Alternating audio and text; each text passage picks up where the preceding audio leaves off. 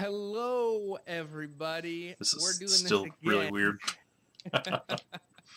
um, Guys, we are doing a Spider-Man Homecoming review. This is a new kind of format we're doing, and it's taken us a little while to get this down, but hopefully this is recording well and reaching everyone who's watching this well enough. We just saw Spider-Man Homecoming, Haste and I. This is, Not like we said, together. it's not together. That's true. We live in different states, but this is kind of a new style for us, so we're going to see how you guys respond to this and see if you guys really like this. Um, Yep. so we're just gonna kind of talk about what we thought of the film without spoilers, and we'll kind of go from there. So overall, I'm just gonna say I really, really enjoyed the film. I thought Spider-Man: Homecoming was a great film. It was fun to see Spidey back on screen. It was enjoyable. It was really, really funny. I mean, there were a lot of really, really funny moments, and the moments that were Nope. funny didn't sacrifice the dramatic moments either. Um, Overall, the story was great. It was interesting. The characters were really interesting, and the visuals were really, really cool. hmm So I really, really enjoyed Spider-Man: Homecoming overall. Haste, what did you think of it? Um, I'm not gonna go and just ramble through everything like you just did. I'm kind of just gonna build off of it. One thing that I It was really no. good. I agree. It was a really good movie. Mhm. But it kind of like you said, the visuals were great. I don't feel like it overdid anything. It wasn't overly like CGI. If anything, the CGI looked probably some of the most realistic CGI like we've seen in a movie Really good. so Yeah. far. It kind of had that Guardians of the Galaxy 2 like gloss over like all the stuff that was CGI, which was Yeah. nice for a change of pace. Characters were great. There were some that didn't stand out as much because they weren't like the forefront of the movie, but everybody had a role to play. And even though I'm still having trouble suspending the fact that they were high schoolers, I'll get there eventually. But yeah, it was just you always hear people talk about like summer blockbuster movies and popcorn flicks and stuff like that, and you're like, okay, this is the kind of film that this is, and it's really more geared toward a younger audience, which kind of It really sucks. is. But at the same time, again, they're teenagers, and that's Hmm. the kind of movie this is. But I think that as far as the lighter tone goes, I think that the film works well in that lighter tone. Yeah, without a Um, doubt. it's it's a movie that you can take an 8-year-old kid to see, and there is some language, but it's not real bad and it's not real, inappropriate. Um, you can take an 8-year-old kid to see, and they're going to really enjoy it. They're going to have a great time. They're going to think it's really hmm funny, and they're going to get some positive messages and stuff like that. It's just, even though it is a great kids film, I don't think the dramatic parts or even the jokes were too. It wasn't Jar Jar Binks, P stink a Hugh, jokes. My soul just like died a little bit on the inside Every time again. someone mentions Jar Jar Binks, um, but yeah, the jokes were clever, and even though I think it has a lighter, more kid-friendly tone, I still hmm think that adults can, enjoy it just as much. But yeah, I was with my dad, and we both were laughing Okay. a heck of a lot. So I mean, yeah, it's Okay. definitely not as like immature as I think I made it sound.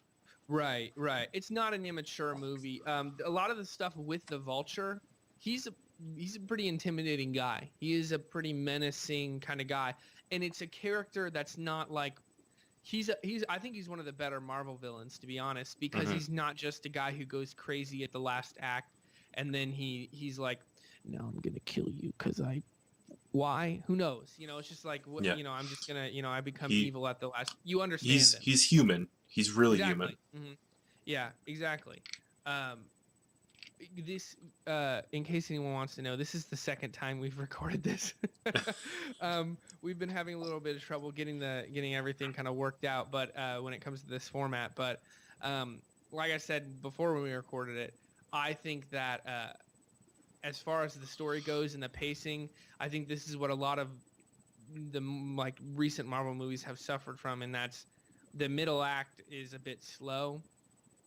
First act is really, really fun, really, really funny or enjoyable. It has a lot of the good elements. The second act drags a little bit. There might Mhm. be some exposition. This wasn't very exposition heavy, and we there's not really an origin story. It's just we know who Spider-Man is. Let's get right into it.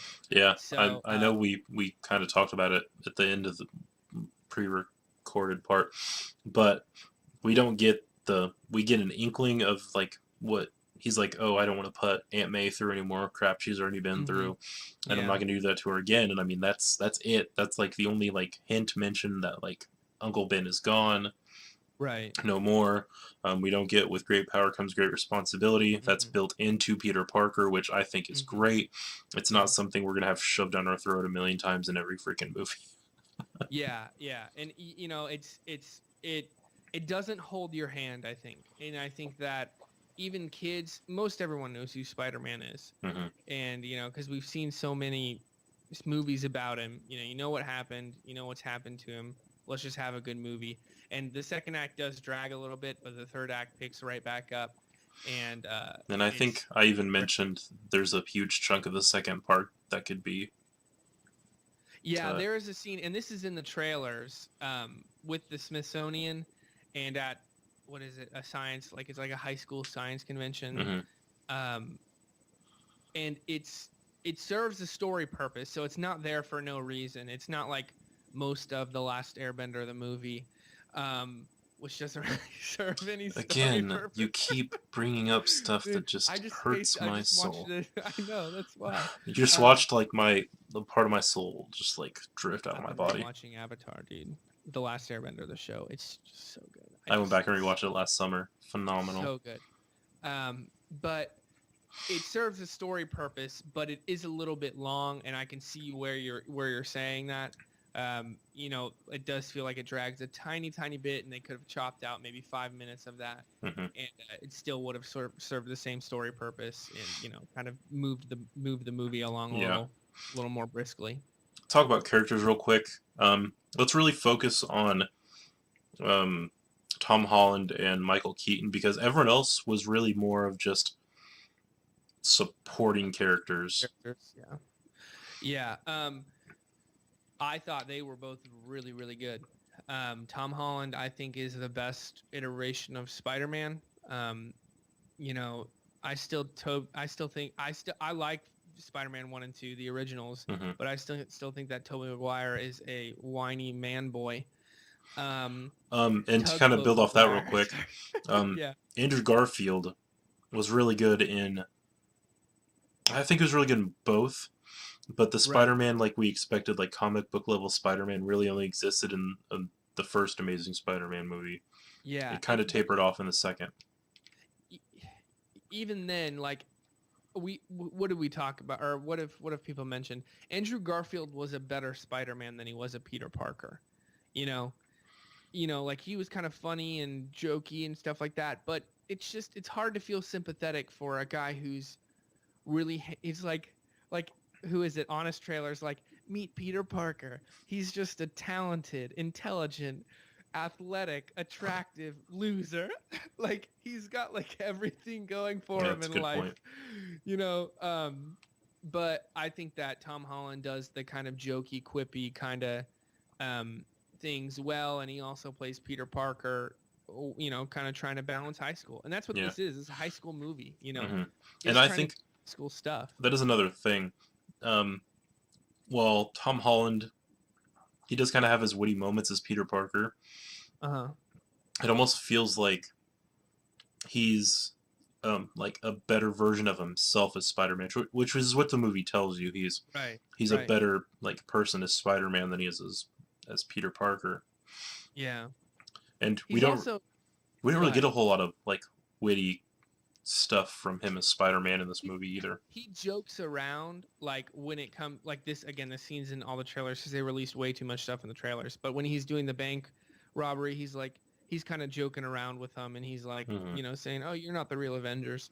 But you know what?